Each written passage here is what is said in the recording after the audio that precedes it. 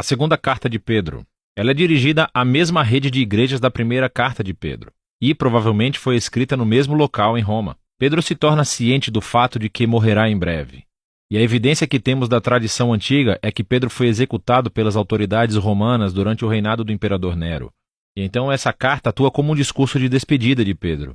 Ele começa por oferecer um desafio final, que os seguidores de Jesus devem ser pessoas que nunca param de crescer. E esse desafio é seguido por dois avisos finais sobre um crescente número de mestres corruptos que estão desencaminhando os cristãos nessas comunidades da igreja. Primeiro, pelo seu modo de vida corrupto, e segundo, pela sua teologia distorcida. Por toda a carta, Pedro combate as acusações feitas por esses mestres contra si próprio e contra os outros apóstolos. E o objetivo de Pedro é reestabelecer a confiança e a ordem para essas comunidades da igreja. Pedro, então, começa lembrando essas igrejas que, através de Jesus, Deus convidou as pessoas a participarem na sua própria natureza divina. Isso é, para partilhar da vida eterna e do amor do próprio Deus, o que é impressionante.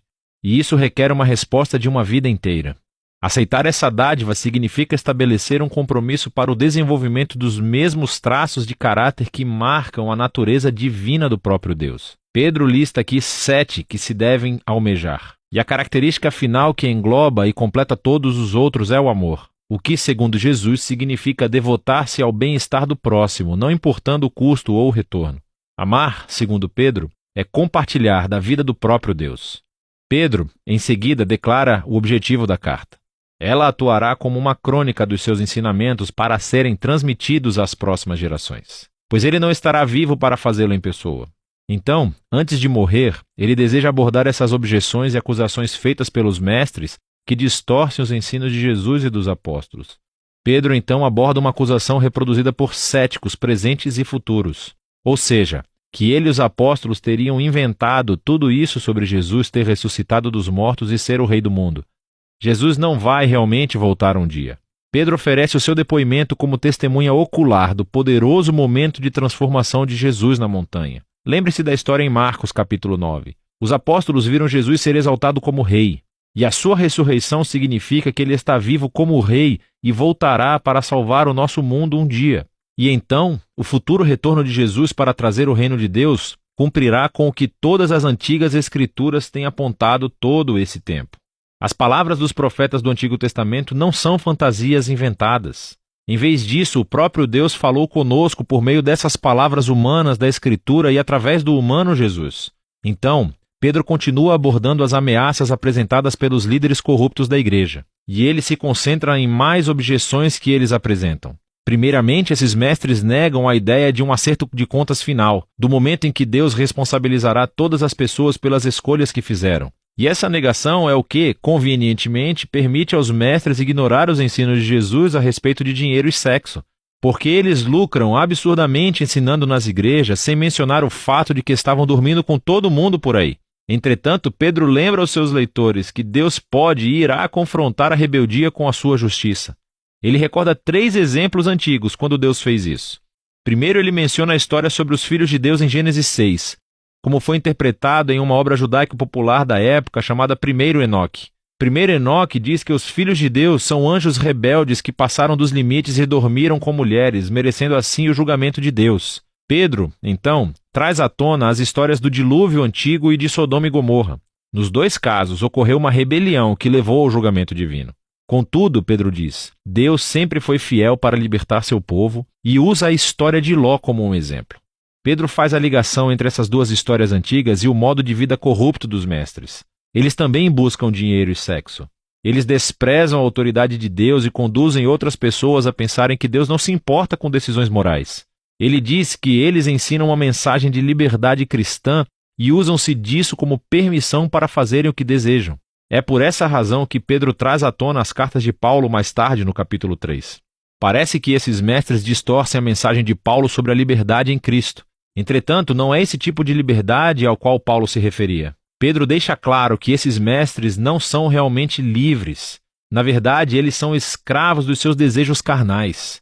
E o fato de serem cristãos torna isso ainda mais trágico, pois conhecer os ensinos de Jesus torna-os duplamente responsáveis. Eles se tornaram exemplos lamentáveis do antigo provérbio sobre o cão que volta ao próprio vômito e sobre um porco lavado que volta à lama. Pedro então aborda a razão pela qual esses mestres estão negando a existência do juízo final. Eles dizem: as gerações do povo de Deus continuam indo e vindo sem sequer terem visto a concretização das suas esperanças. Onde está a promessa de que Jesus retornaria? Pedro responde mostrando o quão acanhada é essa objeção. Olhe à sua volta, ele diz. Olhe para esse notável universo que habitamos. O fato de que existimos indica que em algum momento no passado a palavra de Deus interveio de uma maneira notável para trazer algo do nada e colocar ordem no caos. E ele pode fazê-lo novamente. Então, a verdadeira questão é: por que Deus está demorando tanto? Contudo, Pedro relembra-nos que a nossa concepção de tempo é extremamente limitada. As longas extensões de tempo através das quais Deus trabalha não se encaixam perfeitamente no âmbito das nossas vidas tão curtas. Esses longos montantes de tempo são, na verdade, um sinal da paciência de Deus, pois a cada geração é oferecida uma oportunidade para reconhecerem o seu próprio egoísmo, para humilhar-se e arrepender-se perante a generosa graça de Deus. E a graça de Deus trará um fim na história no dia do Senhor. Aqui, Pedro se baseia na poesia profética de Isaías e Sofonias, que descrevem o dia da justiça do Senhor como um fogo devastador.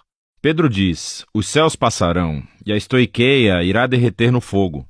Estoiqueia é uma palavra grega para os elementos, que neste caso significa a dissolução do universo material. Ou mais provavelmente se referia aos corpos celestes, em outras palavras, às estrelas. Esse é o significado dessa palavra em Isaías capítulo 34, de onde Pedro faz a citação. E nesse caso, esta frase é uma metáfora sobre o céu ser removido, por assim dizer, diante do Deus que vê tudo.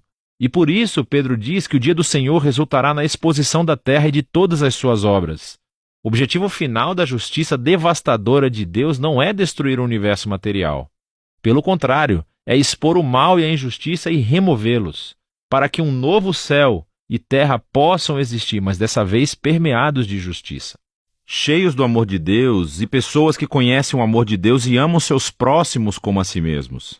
Pedro conclui dizendo: esta é a verdadeira esperança cristã que Jesus e os apóstolos têm anunciado, incluindo Paulo, cujos escritos podem ser mal interpretados se reproduzidos fora do contexto, mas todos os apóstolos estão de acordo. E assim, Pedro conclui o seu discurso sobre a igreja. Agora, o tom da segunda carta de Pedro parece bastante intenso, mas a sua paixão vem de uma sólida convicção de que Deus ama este mundo e está determinado a salvá-lo por meio de Jesus. Isso significa que o amor de Deus deve enfrentar e lidar com o pecado e a injustiça que arruinaram com seu mundo amado. E, em seu tempo, Deus o fará, revelando um novo futuro para a humanidade e para o próprio universo. E por isso, 2 Pedro oferece uma visão ampla e expansiva da esperança para todo o mundo e nos desafia a fazer uma avaliação das nossas vidas diárias. E é disso que se trata a segunda carta de Pedro.